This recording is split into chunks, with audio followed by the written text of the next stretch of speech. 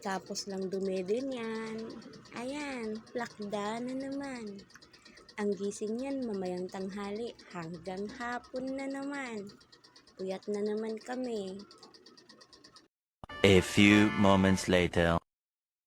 Yung akala mong tulog na, mababaw pala ang tulog.